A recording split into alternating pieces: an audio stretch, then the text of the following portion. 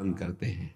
चलते हैं भगवान जगत गुरु श्री कृष्णचंद्र जी अर्जुन जी को ब्राह्मी स्थिति स्थित प्रज्ञ महापुरुष के क्या भाव होते हैं, कैसी स्थिति होती है, उसका वर्णन किए। श्री भगवान ने कहा, जिसकी समस्त कामनाएं नष्ट हो चुकी हैं। कामनाएं तब तक बनी रहेंगी जब तक शरीराभिमान रहेगा कि मैं पुरुष हूं, मैं स्त्री हूं। जब भगवत कृपा से सत्संग के द्वारा ये पता चलेगा कि शरीर तो पांच भौतिक खिलौना है, कभी भी नष्ट हो सकता है। अरे बड़े असावधान हैं जन, समझ नहीं पा रहे। खान पान भोग विलास में भूले हुए हैं और मृत्यु आती ऐसे अपहरण करके ले गई। आश्चर्य होता, अरे इतना कीमती जीवन और क्षण में नष्ट हो गया। कैसे? एक बार भी राम नहीं बोल पाए, कृष्ण नहीं बोल पाए, हरि नहीं बोला, राधा नहीं बोला। बस वही प्रपंच का चिंतन, वही प्रपंच में हम बड़े, हम महान बन जाएं। धन से महान, बुद्धि से, बल से, वैभव से, पद से, एक क्षण में सब नष्ट कर देती है। बड़ी कर्म की प्रबल गति है। वो बड़े, तभी कहा गया पुण्य पुंज बिन मिले न संता। भगवान की विशेष कृपा से संत संग मिला। संत संग मिला तो पता चला जीवन का सार नाम है। अब क्या परवाह, इसी क्षण मृत्यु हो जाए। राधा बोला, श्री जी के समीप चले गए, पर असावधान। कामनाओं में हमारी बुद्धि नष्ट हो गई है। निर्णय ही नहीं कर पा रहे सत क्या है, असत क्या है। असत को ही सत्ता मान करके उसी के संग्रह में, उसी को भोगने में पूरा जीवन चला जाता है। विहाय कामान्यः सर्वान् पुमाश्चरति निस्पृहा। जो भगवत प्राप्त महापुरुष होता है उसके हृदय में कोई कामना नहीं रहती। विहाय कामान्यः, तो स्पृहा तो रहती होगी।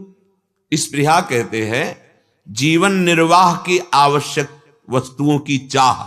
नहीं, उस महापुरुष को जीवन निर्वाह की आवश्यक वस्तुओं की भी चाह नहीं रहती। ये तो स्वयं प्रभु उसकी व्यवस्था करते, उसकी चाह नहीं होती।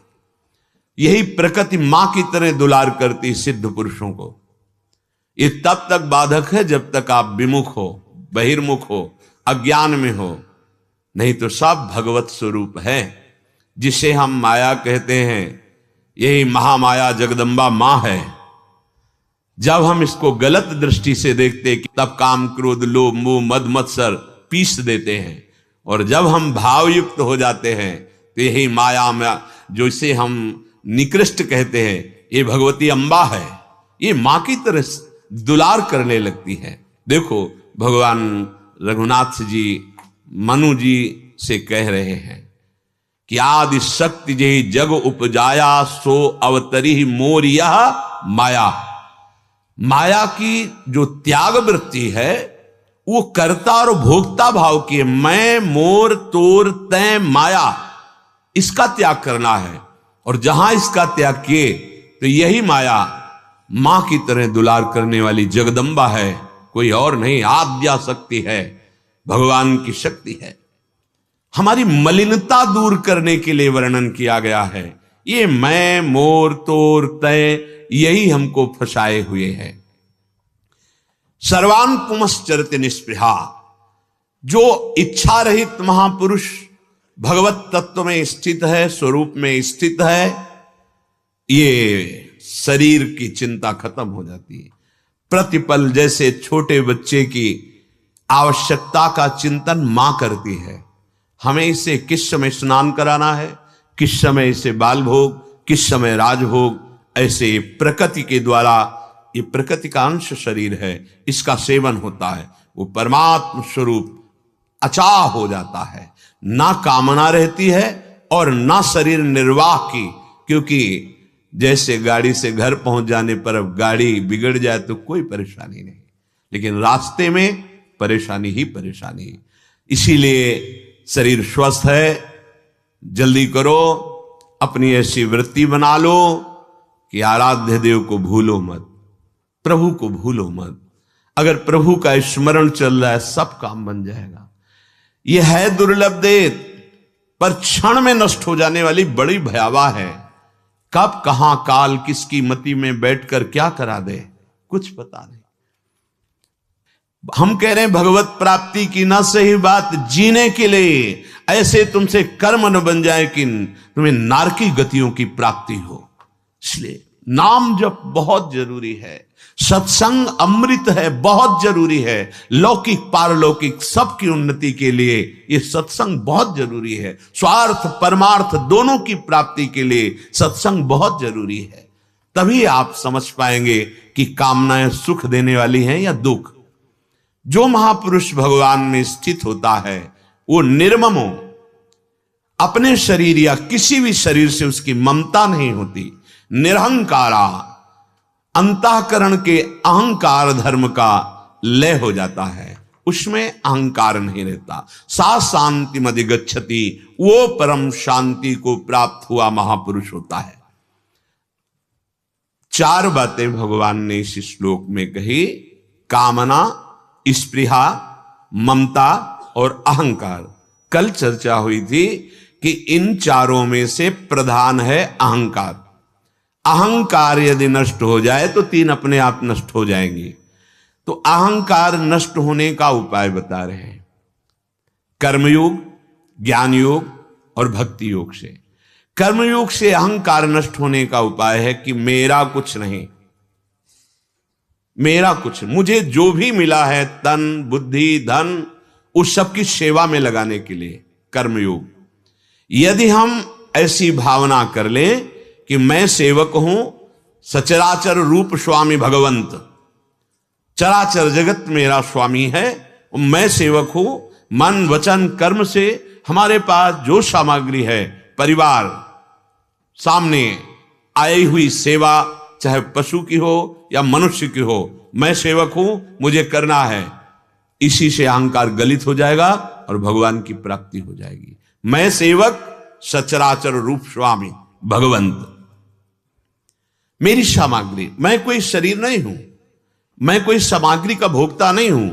मुझे सेवा के लिए शरीर मिला है और सेवा के लिए सामग्री मिली है, और अहम करके सेवा नहीं करनी। तो दियम वस्तु गोविंदम तुभ्यमेव समर्पये, आपकी दी हुई वस्तु सामने से आप आए हो प्रभु, सेवक को अवसर देने के लिए सेवा का।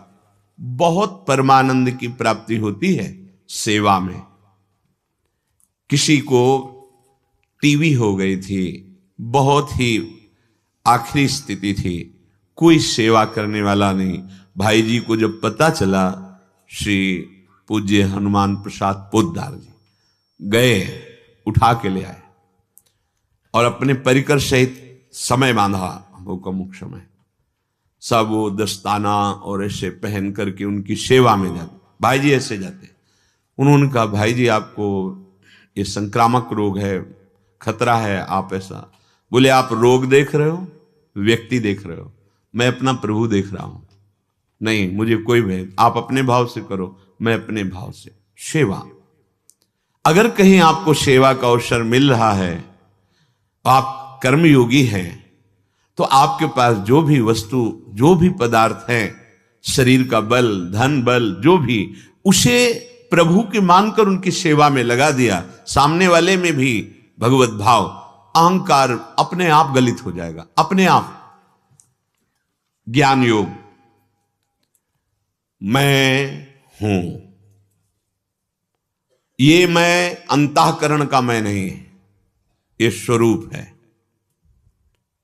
ये शरीर मैं नहीं हूं, ये सूक्ष्म शरीर मैं नहीं हूं, कारण शरीर मैं नहीं हूं। अपने आप बाध होता गया। अब मैं केवल माया में है, समझाने के लिए है, उसके आगे कुछ नहीं लगता। है के आगे जो भी लगता है वो सब माया में है। सर्वम खलविदम ब्रह्म, तो सर्वम ये समझाने के लिए है, ये माया में शब्द है। ब्रह्म है ज्ञान मार्ग। स्वरूप पर कभी कोई विकार, कभी कोई मलिनता, कभी कोई अहम होता ही नहीं।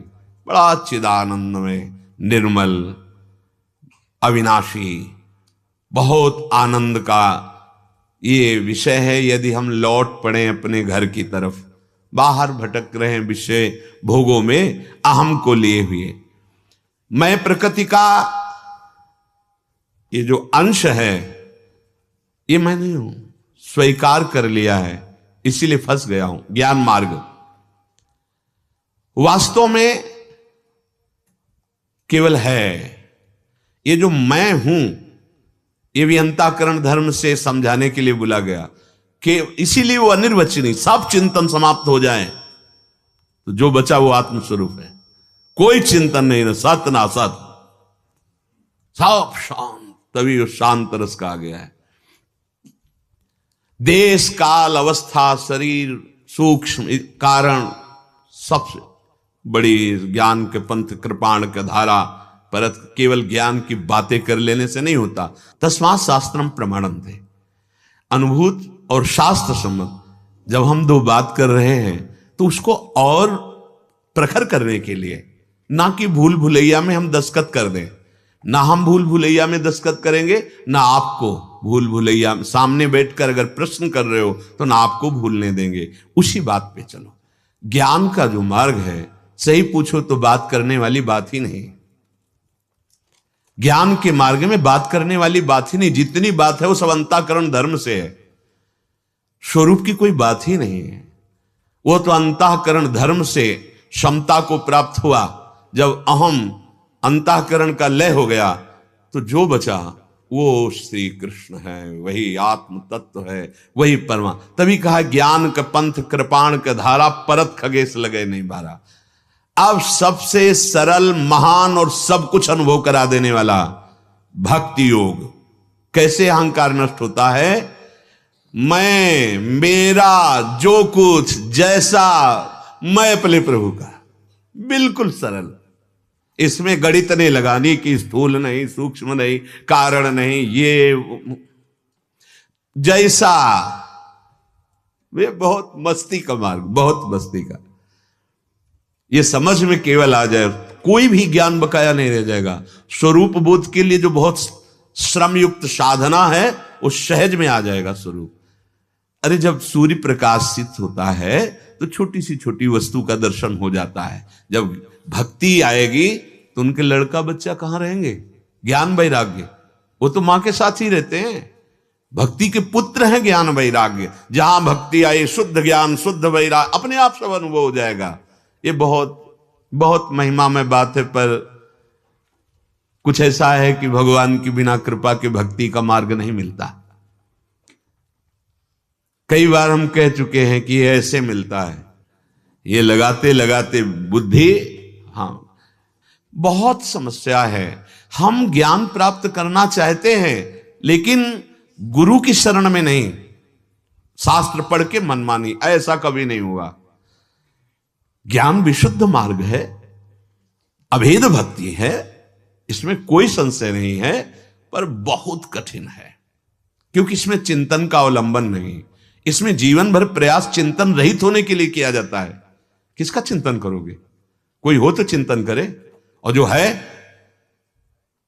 तो पहले ब्रह्म सत्यम जगन मिथ्या, सब मिथ्या, मिथ्या का चिंतन छोड़ो, चिंतन रहित हुए। अब जो है तो अपने आप से अपने आप का अनुभव हो गया। ये बहुत कठिन बात।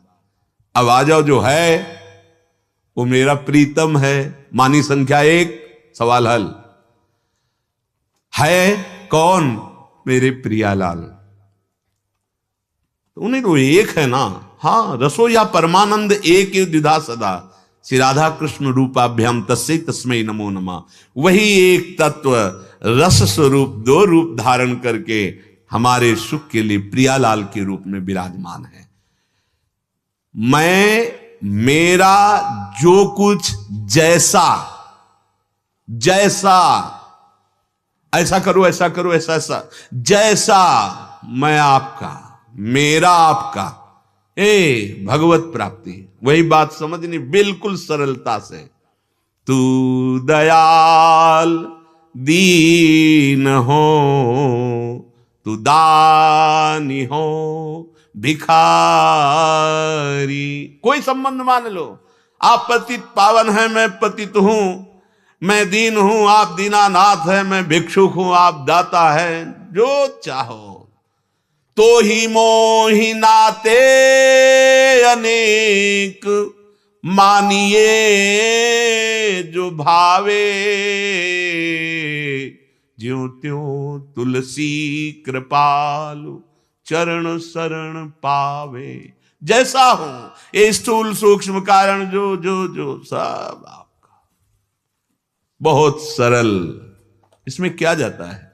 तुमसे तो नहीं कह रहे कि धुलकर चद्दर लाओ, नहीं, जैसी वैसे ही आ जाओ, आ जाओ। जो नर हो चराचर द्रोही, आए सभे शरण तक मोही। आ जाओ। भगवान ब्रह्म की प्रतिष्ठा है। गीता में स्वयं वर्ण, कौन ऐसा है जो गीता जी को नहीं जानता? अरे वेद को जानते हो तो इनकी श्वासों से निकले हैं, जाकी श्वास वेद श्रुतिचारी।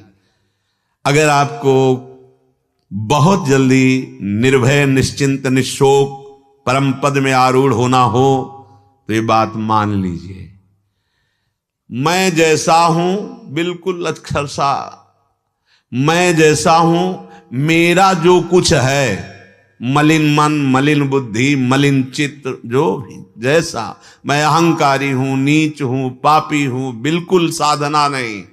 पर आज से मैं निर्णय करता हूं कि पूरा का पूरा मैं प्रभु का हूं, प्रभु को समर्पित करता हूं। कारण कि मुझे जो कुछ मिला है मेरे प्रभु ने दिया है, मैं अंश प्रभु का, ये सब बाह्य प्रभु का दिया हुआ। तो बस नाथ, आपकी दी हुई वस्तु पर जो मैं अधिकार कर रहा था, इस मैं सहित मैं आपकी शरण में हूं। वे बाजी जीत गए। ज्यादा बुद्धि लड़ाने की दौड़ नहीं, दौड़ो दौड़ो। जब हार जाना तो फिर ऐसे ही आ जाना, ऐसे ही आना पड़ता है। अच्छा, सिद्ध जन जो ज्ञान के हैं वो क्या करते हैं? पूज्यपाद उड़िया बाबा जी महाराज बैठे हैं, भागवत कथा हो रही, चर्चाएं प्रभु की हो रही, कभी बैठे हैं हरि बाबा के समीप कृष्ण चर्चा हो रही, कभी नाम कीर्तन हो रहा है। ये महान ज्ञानी जन क्या करते हैं? क्या ज्ञान से स्वरूप में कोई फर्क पड़ता है क्या? क्या अज्ञान से स्वरूप में कोई फर्क पड़ता है क्या? स्वरूप तो पहले जैसा वैसे अभी वो एक रस है। अज्ञान से ना जानने के कारण हम माया में भ्रमित हो रहे थे। अब जब जान गए तो अब क्या करें? वो तो पहले भी वैसे था। अब नाम गुण गाओ, लीला गाओ, जैसे भगवान शंकर गाते हैं, भगवान शंकर नाम जप करते हैं। हमें ये अनुभव और संतों के अनुभव से पता चला कि ज्ञान, वैराग्य, योग सबका फल है प्रभु की लीला गुण गाना। बड़े बड़े योगी जन, बड़े बड़े महर्षि जन, ज्ञानी जन प्रभु की लीला चरित्रों का गायन करते हुए समय व्यतीत करते हैं और अनुभव है, अपने स्वरूप का बोध है।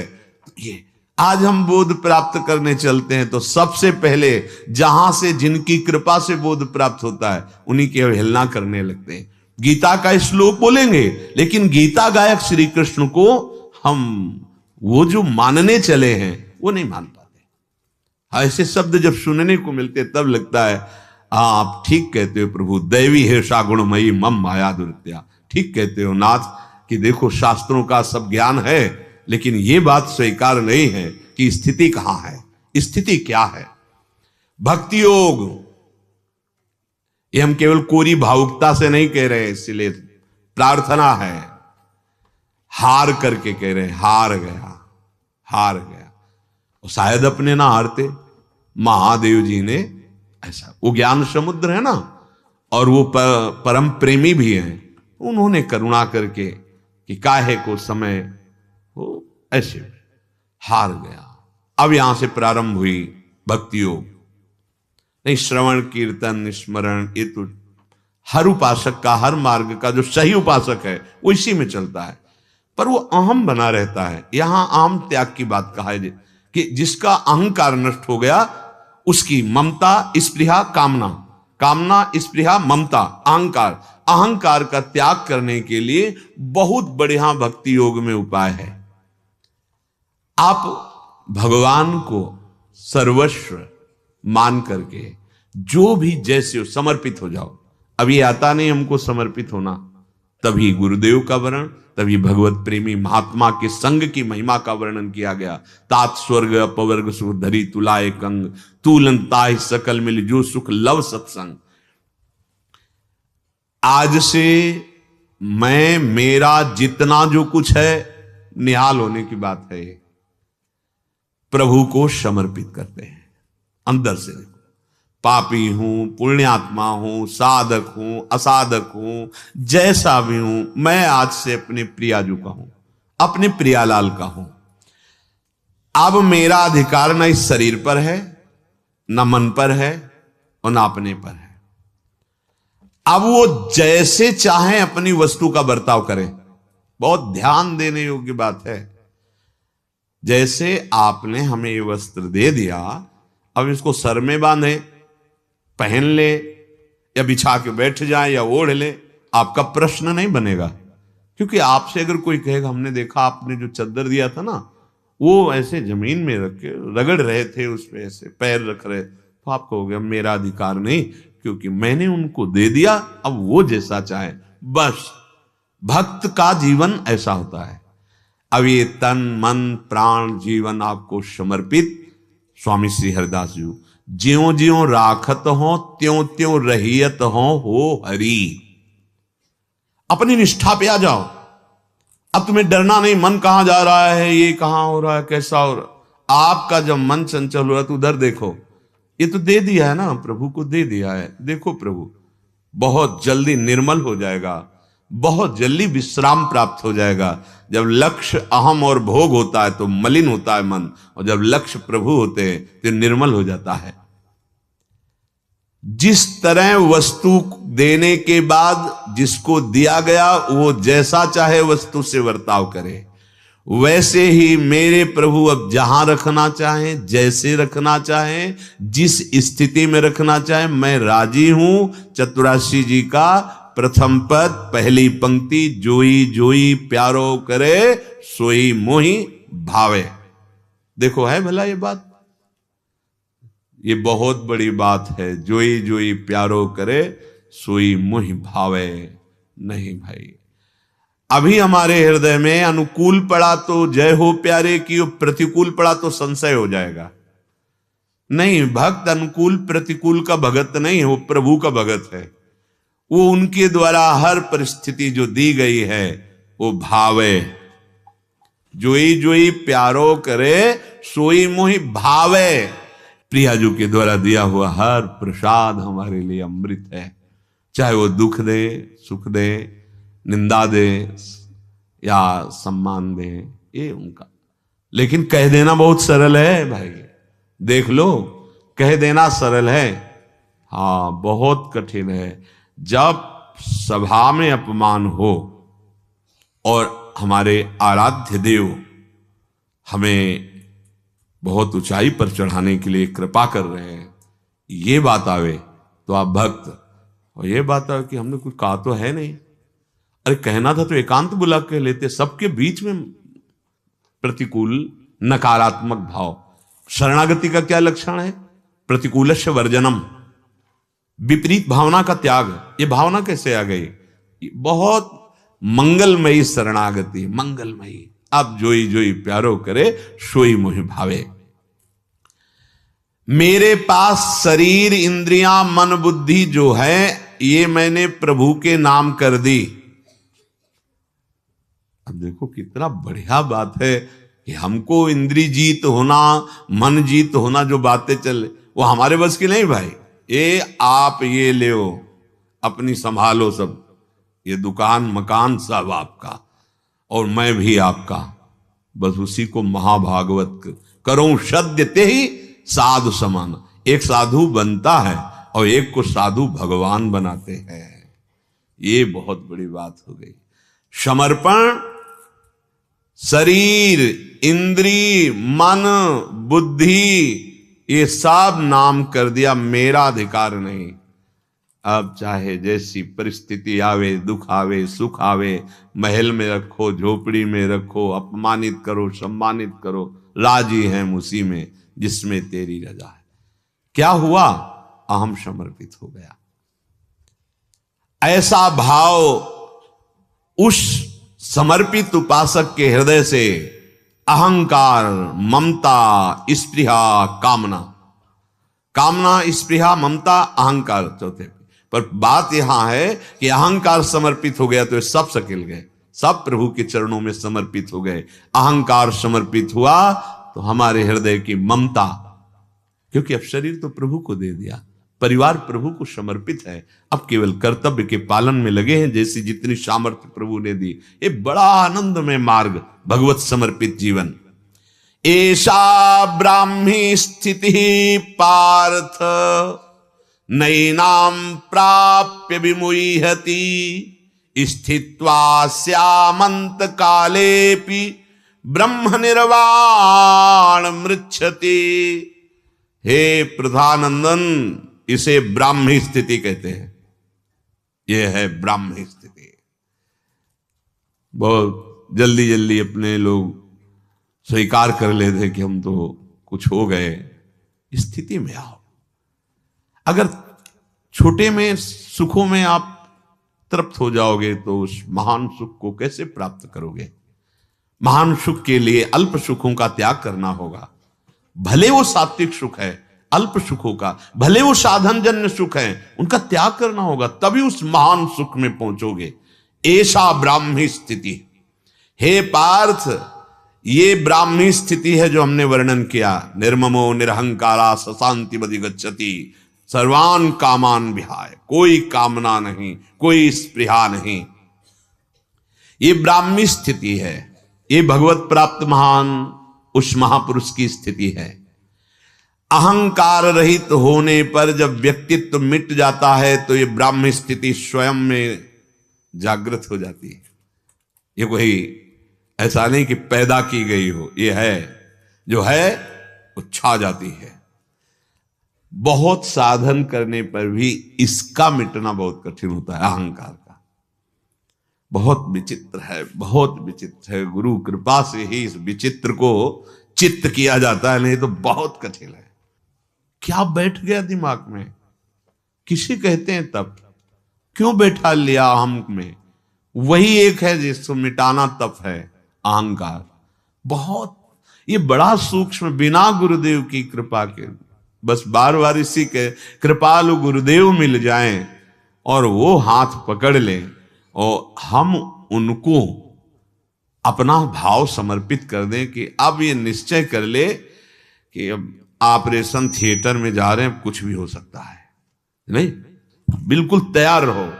अहम की वृत्ति मुझे पता नहीं है, लेकिन डॉक्टर को पता है। वो एक सरा है उनके पास ना, कि यहां से नस जो है वो चढ़ रही है, वो परेशानी पैदा करेगी। हमें तो लग रहा है कि बढ़िया है, और उनको लगा परेशानी पैदा करेगी। अब वो परेशानी हमें पैदा करेंगे, तभी वो उतरेगी। कोई भी नस चढ़ जाती है ना, तो वो उसको मरोड़ के ऐसे, भैया ऐसे रहना पड़ेगा। अगर ऐसे हो तो ये ब्राह्मी स्थिति आपकी है, किसी और की नहीं है।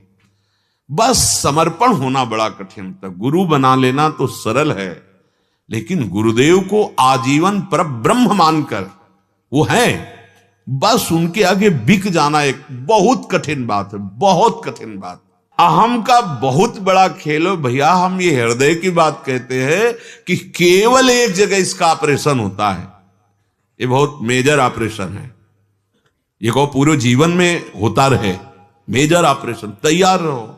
इसीलिए सफलता बहुत दूर लगती है, क्योंकि जहां गुरुदेव का ऑपरेशन शुरू होता है तो अच्छे अच्छे भाग जाते हैं। होश में ऑपरेशन होता है, अरे अब देख लो।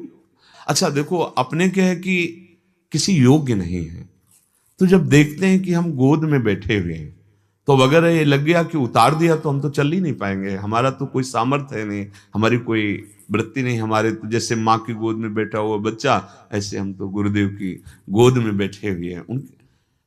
ये अहंकार हमारे बस की बात नहीं कि हम मिटा दें, पक्का। ये अनुभव हुआ पीछे से लेके अभी तक उनका। बस हम उनकी कृपा पर, जो उनकी चेष्टा हो रही है, उस पर कभी ध्यान न दें। महापुरुषों की इस बात पर कि इन्होंने हमें ऐसा क्यों बोला, इन्होंने हमें क्यों ऐसे किया, ये क्यों में वो तुम्हारे अहंकार की वृत्ति है। हम उनके हैं, जैसा चाहे वो खड़ा कर दे, यहां तो खड़े, पर अब हमें नहीं रहा जा सकता उनके बिना, तो हमारी प्रार्थना है, हमारी विनय है, पर अब जैसा आदेश होगा, पर हम उनके बिना रह नहीं सकते, तो हम बार बार उनसे रो तो सकते हैं ना, विनय तो कर सकते हैं ना। आ गया अहंकार, दैन्यता में आ गया। ये दैन्यता देखो श्री जी ने निकुंज में हमें वाणी जी के द्वारा दर्शाया कि वो लाल जी महाराज को भी रोक देना सखी जब आए तो वही दीन होकर विनय पूर्वक। ये मार्ग है, प्रेम का मार्ग है, इसमें दैन्यता, इसमें अहम नहीं। अच्छा, किसी मार्ग में अहम नहीं, ये मलिन अंतःकरण धर्म का अहम तो त्यागना ही होता है। तो ऐसा ब्राह्मी स्थिति पार्थ नैनाम प्राप्य मुहति, फिर हम बार बार कहेंगे, ये इतना अहंकार मलिन है, इतना मलिन है कि बिना गुरुदेव की कृपा के नष्ट नहीं होता। पक्की बात कह रहा हूं, प्रभु को विराजमान करके सेवा कर सकते हो आप, क्योंकि वो डांटेंगे नहीं ना, और गुरुदेव की सेवा, और वो जब देख रहे हैं ऑपरेशन, बहुत करुणा का अनुभव होता है उनकी, बहुत करुणा का। हम देखो कोई जब सेवा करते हैं श्री जी की या गुरु जी की, तो देखो हमारा अहम इतना चाहता है कि एक बार मुस्कुरा के तो कह दे शाबाश, बहुत अच्छा। इससे क्या होगा, वो जो दुश्मन हमको जन्म जन्मांतर फंसा रहा था वही पुष्ट होना चाहता है। और पर सच्चे डॉक्टर, सच्चे वैद्य जो गुरुदेव हैं, हमारे गुरुदेव हमारे ऐसे वैद्य हैं जो हमारी सेवा को सीधे श्री जी के पास पहुंचाते हैं, अहम के बैंक में जमा नहीं होने देते। अहम के बैंक में जमा नहीं होते कि कभी भी वो अहम नष्ट कर सकता है उस सेवा को। मैंने ये नहीं, सीधे उसे श्री जी के पास। तो बलिहारी गुरुदेव की अगर हमें श्री जी गुरुदेव के रूप में ना मिलती, तो शायद है कि श्री जी क्या है, वो तो प्यारो ढूम क्षमते ने अच्छी सुखादी नाम ती अध्यानगम। इस अहम का मर्दन देखो, चाहे निराकार उपासना करो चाहे साकार, बिना गुरुदेव के कुछ नहीं मिलने वाला।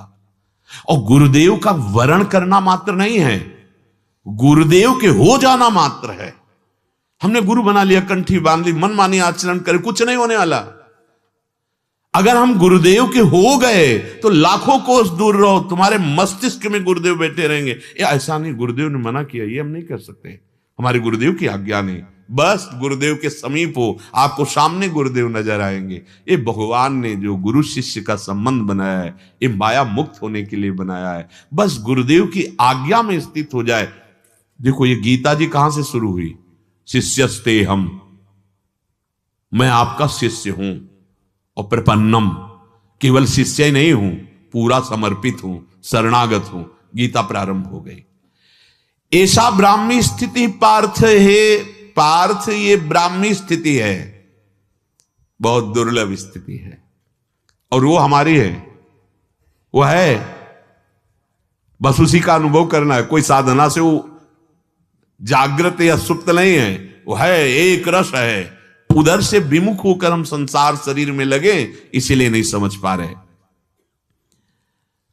जब अहंकार नष्ट हो जाता है, व्यक्तित्व मिट जाता है, महत्व मिट जाता है, तो ये स्थिति स्वयं जागृत हो जाती है। पूरी मेहनत गुरुदेव की कृपा की होती है अहंकार नष्ट करना। ये बहुत दुर्लभ बात है। कुछ दिन के लिए संदीपनी जी के गुरुदेव ने विक्षिप्त का भाव धारण कर लिया।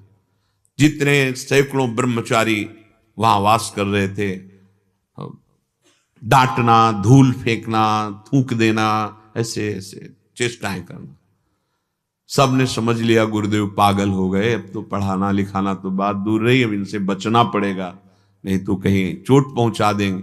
धीरे धीरे धीरे सब चले गए। संदीपनी जी नहीं गए, वो अपने गुरुदेव की सेवा में ही रहे। कुछ दिनों के बाद वो उन्माद अवस्था जैसी जो थी, वो उनकी एक लीला थी, तो एकदम स्वस्थ जैसा भाव किया। कहा, बेटा संदीपनी, और सब शिष्य कहां गए? बोले गुरुदेव वो तो सब चले गए। क्यों? बोले प्रभु आपकी कुछ ऐसी लीला थी कि आप ऐसा ऐसा ऐसा करते थे, तो सब चले। तुम्हारे ऊपर नहीं किया? हाँ प्रभु किया। तुम क्यों नहीं गए? प्रभु अब हमारे कोई और है ही नहीं आपके सिवा, और प्रभु हमारी सेवा है कि आपको स्नान कराना, आपके लिए भिक्षा मांग के लाना। प्रभु हम अपनी सेवा कैसे छोड़ सकते हैं? अब हमारी कोई ठौर भी तो नहीं है आपके सिवा। जानते हो, गुरुदेव के आंखों में आंसू आ गए और कहा, बेटा मैं जो साधन और तपस्या और भजन के प्रताप से जिस परमात्म तत्व को प्राप्त हुआ, वही परमात्म तत्व तेरा शिष्य बनकर आएगा। तो वही जगत गुरु भगवान श्री कृष्ण नीचे बैठे हैं और गुरु का आशीर्वाद संदीपनी जी ऊपर बैठ करके उपदेश कर रहे हैं। भगवान श्री कृष्ण के गुरु के रूप में संदीपनी जी विराजमान है। गुरु महिमा अमोघ है, पर निष्ठावान ही टिक सकता है गुरु के समीप, नहीं तो हम अपनी बुद्धि चलाते रहते हैं। बुद्धि के गत नहीं, निष्ठा और बुद्धि में फर्क होता है। समर्थ गुरु स्वामी श्री रामदास जी के बहुत से शिष्य थे, तो ईर्ष्या बहुत सूक्ष्म वस्तु है। तो जो अंग सेवी थे उनको लेकर उनके हृदय में ईर्ष्या हुई कि हमें तो कभी अवसर ही नहीं मिलता, ना पैर दबाने का, ना वस्त्र धोने का। यही 2-4 लोग हैं जो ऐसे करते रहते। उनमें से एक बहुत प्रधान थे, तो उनकी प्रति ज्यादा ईर्ष्या हो गई। ये बात समर्थ गुरु के समीप पहुंची कि ऐसा ऐसा शिष्यों में ईर्ष्या भाव। एक दिन बुलाया, सबको बुलाया और कहा, क्या मन में आप लोगों के चल रहा है? तुमने कहा, भगवान क्या हम आपके शिष्य नहीं हैं? क्या हम आपको समर्पित नहीं हैं? ना आपका सानिध्य मिलता है, ना आपकी सेवा मिलती है, और ये अमुक शिष्य जो है ये प्रधान आपके और 2-3 उनके सहयोगी, तो हमारे लोगों का हृदय जलता है। क्या हम आपके नहीं हैं? इन्हीं को आप क्यों? हाँ आप सब तो हैं, ठीक है, विचार करते हैं। अभी आप सब अपनी दिनचर्या में लगे। शाम तक कराहने लगे, बहुत दर्द है। सब शिष्यों को बुलाया, बहुत दर्द है। यहां अचानक ये विषैला फोड़ा हो गया, और तो गुरुजी वैद्यों को बुलाए, क्या औषधि की? नहीं, इसकी औषधि तो हम जानते हैं, इसका मुंह इधर है, और अगर कोई शिष्य मुंह लगा करके ये इसमें जो पीप बना, मवाद बना हुआ विषैला है, वो पी ले तो मैं अभी स्वस्थ हो जाऊंगा, पर हो सकता है वो मर जाए। कोई है प्रिय शिष्य? पीछे वाले तो पीछे ही सकिल गए, जो आगे थे वो जैसे सांस पे सांस। अब क्या कहें, वहां मरना पड़ेगा ना। गुरुजी कह रहे हैं विषैला है, वो तो जान रहे हैं, सर्वज्ञ समर्थ स्वामी रामदास जी महाराज, सिद्ध महापुरुष। धीरे धीरे वो जो खड़ी थी लाइन, वो सब उनमें जो प्रधान सेवक थे, तो उनका, गुरुदेव ये जीवन तो आपका है, अगर आपका कष्ट निवृत्त हो जाता है तो मैं प्राण त्यागने के लिए तैयार हूं। तो बातें क्यों बनाते हो, यहां से है इसका मुंह पियो। तो जो ये मुंह ऊपर से पट्टी बंधी हुई थी, मुंह लगाया, पूरा पिया, और बोले, गुरुदेव ऐसा रोज पीने को मिले तो अच्छा है। अब वो सब शिष्य जितने थे सब आगे देखे कि कैसे मरेगा। अब वो जब पिए ना, वो पूरा पी के बोले, गुरुदेव ऐसा तो रोज पीने को मिले। पट्टी खोला तो एक लंगड़ा आम बंधा हुआ था। अब जो और शिष्य थे उनसे कहा, देखा ये जो प्रिय भाव से सेवा कर रहा है, तुम इससे ईर्ष्या कर रहे थे, तुम्हें अपने प्राणों का मोह है, तुम्हारा अपना अस्तित्व है, इसने अस्तित्व मिटा दिया है। श्री पूज्य स्वामी श्री रामानंदाचार्य जी महाराज जब वयोवृद्ध थे तो भोग पवाते थे ठाकुर जी को शिष्यजन, तो पान बीड़ी का भी भोग लगता है। भोग लगने के बाद जब प्रसाद जाता, उससे मसल करके उंगली उससे पाते, पर पान बीड़ी का प्रसाद तो जो उनके अंग सेवा में थे, तो ऐसे पान को चबा करके फिर उससे ले जाते और रोज पालते स्वामी श्री रामानंदाचार्य जी। अब शिष्यों ने जब देखा तो बहुत है, तो घोर अपराध है, अपने गुरु को झूठा पवा रहे। हमें लगता है स्वामी जी को पता नहीं है, तो स्वामी जी को पता नहीं, वो देख रहे हैं। तो जाके कहा, स्वामी जी तो बहुत अपराध कर रहे हैं, गुरु अपराध कर रहे हैं, आपको झूठा पान पवाते हैं। बोले अच्छा, बुलाओ उनको भी। बुलाए, बोले ए भाई, सब कह रहे हैं तुम जूठा पान पवाते हो। बोले गुरुदेव जी जूठा क्यों? बोले नहीं, कह रहे हैं ये लोग कि जूठा पवात नहीं, ये आपकी ओखली है, इससे कूट करके आपको दे देते हैं। बोले हमारी ओखली हमें वापस करो। रसोई से चाकू लाए, गुरुदेव के सामने ऐसे बोले बस। उन शिष्यों का देखा, हमारा जीवन जब समर्पित हो जाता है, बात देखो यहां है, जहां अहंकार रहित होकर व्यक्तित्व मिटा। एक बार मंडली सहित आचार्य चरण एक बगीचे में टिके, कहा कुएं से जल लाओ, श्री ठाकुर जी महाराज को जल का भोग लगाओ और हमें पिलाओ। अब कुएं में जब रस्सी से जल निकाला गया तो उसमें बदबू थी, क्योंकि एक डाल आ रही थी, पत्ते उसमें गिरते थे, सड़ते थे। आचार्य चरण ने कहा यहां कोई भी संत महात्मा आएगा, कोई भी पिपासु आएगा, पीने की इच्छा करेगा, प्यासा, तो ये डाल इतनी ही काट दी जाए जो कुएं के ऊपर है, तो ये पानी प्रयोग में आने लायक शुद्ध हो जाएगा। हम चाहते हैं कि पूरी डाल ना कटे, वो लंबी डाल आई थी, अगर वहां से पूरी काटनी है तो वहां से कटेगी जो पेड़ के पास से जोड़ से, तो उस दर बैठकर काटा जा सकता है। लेकिन इधर जब आएगी तो कह रहे केवल उतना ही काटनी है जो कुएं के ऊपर है, तो जो काटेगा वो जाएगा ना सीधे कुएं में। तो तर्क उपस्थित किया कि महाराज इसमें काटने हमें इससे मतलब नहीं, ये डाल कटनी चाहिए। उनमें उठे, साष्टांग प्रणाम किया, कुल्हाड़ ली और चढ़े और डाल में चिपक करके ऐसे आगे आए। और अब काटना है ना तो एक हाथ से पकड़ना है और उतना ही काटना है, तो इधर होकर के काटे। जे ही काटा कुएं में डाल से चले गए।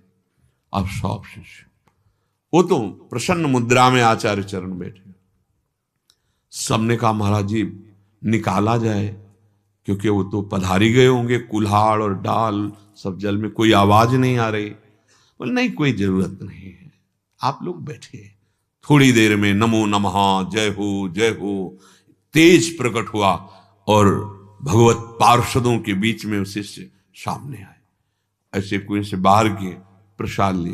बोले प्रभु कुएं में जब गए तो साकेत धाम पहुंच गए, वहां राम जी ने आपके लिए प्रसाद भेजा है, और प्रभु आप साक्षात भगवान के दर्शन।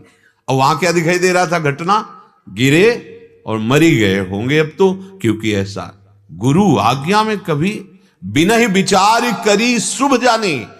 देखो ब्राह्मी स्थिति कैसे प्रकट होती है, कह रहे हैं जहां वो अहंकार रहित हुआ, व्यक्तित्व मिटा, तहां उसके हृदय में स्वतः ब्राह्मी स्थिति जागृत। गुरुजन क्या करते हैं, तुम्हारे अस्तित्व को मिटाते हैं, तुम्हारे महत्व को मिटाते हैं, तुम्हारे संबंधों को मिटाते हैं, अपने आप वो वस्तु प्रकाशित हो जाएगी।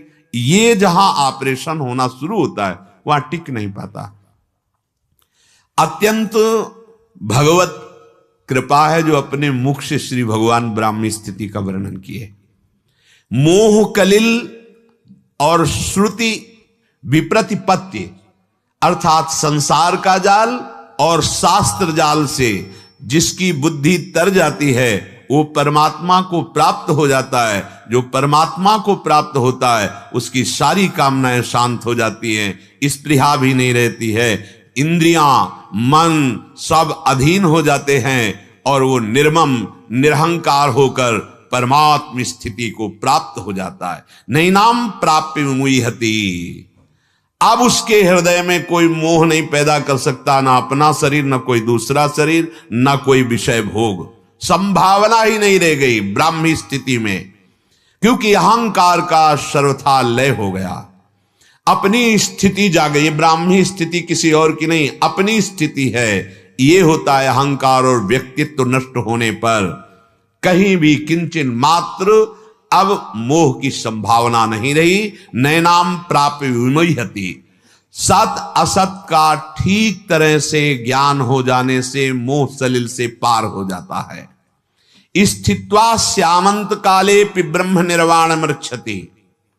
मानो ये जीते जी आपकी स्थिति नहीं जागृत हुई और आप साधन परायण हैं, लेकिन साधन में जब शिथिलता होती तब ये कमी रहती है, अहम बकाया रह जाता है। ये अहम गुरु कृपा से क्षय हो जाए तो क्षण में स्थिति प्रकट हो जाए, क्षण में। बस अधीनता देखते हैं, ये अधीनता आई कि उनकी कृपा, मोक्ष मूलम गुरु कृपा इसीलिए कहा गया है। अगर जीवन में स्थिति नहीं आई आपके, तो भगवान एक छूट दे रहे हैं, कह रहे हैं कि अंत काले पि ब्रह्म निर्वाणम रक्षते। अगर आपने जीवन में साधना की है, भगवत प्राप्ति के लिए भजन किया है, पर आप अभी सावधान नहीं हो पाए पूरे, तो जब आखिरी समय आया और उस समय आप सावधान हो जाओ, अरे व्यर्थ का अब तो जाने का समय है। अगर वो अंत काल में ऐसी स्थिति कर ले, ममता हटा दे, अहंकार रहित हो जाए, उसी समय ब्राह्मी स्थिति जागृति हो जाएगी, खत्म, जन्म मरण का चक्र खत्म। उसी समय प्रभु का स्मरण हो जाए, भक्ति में उसी समय प्रभु का स्मरण हो जाए। जड़ता से संबंध विच्छेद यदि जीते जी कर लिया तो जीवन मुक्त जीते जी। ये अवस्था से नहीं होता कि आप 70 वर्ष के हैं तो काम हो ही गया होगा, और ये 17 साल का है तो काम कैसे हो सकता है। ध्रुव जी कई वर्ष के थे? 5 वर्ष के। प्रहलाद जी कितने वर्ष? 5 वर्ष के। सुखदेव जी 16 वर्ष के। इसमें वर्ष काम नहीं करता। हाँ, जितनी जल्दी जड़ता के संबंध का त्याग, गुरु कृपा। देवर्षि नारद जी गुरु हैं, श्री ध्रुव जी के भी, प्रहलाद जी के भी महाभागवत आचार्य हैं। ये जड़ शरीर से, जड़ भोगों से संबंध जितनी जल्दी हटेगा उतनी जल्दी स्थिति आ जाएगी। वो जन्म मरण से मुक्त हो जाता है जिसके अंतिम समय ऐसा भाव आ गया। एक तो होता है जीवन मुक्त, जीते जी मुक्त हो जाना, पर यदि ऐसा नहीं हो पाए और कहीं अंतिम समय आपकी ये स्थिति, अंतिम समय उसी की हो सकती है जो बहुत विवेकवान है। या फिर कोई घटना घट जाए कि आप भगवद आश्रित रहे हैं, अब भगवान कृपा करके किसी संत को भेज दिए, उस समय वो स्मृति जागृत करा दे, या स्वयं भगवान हृदय में आके स्मृति जागृत करा दे। प्रयाण काल में जो मेरा स्मरण कर लेता है या अपने स्वरूप का यथार्थ भाव जान जाता है, वो अंत काल में उसी स्थिति को प्राप्त हो जाता है। अंत काल की काहे इंतजार करो, जीते जी स्थित हो जाओ। अगर हम हर समय भगवत चिंतन कर रहे हैं तो हमें अब चिंता नहीं करनी है।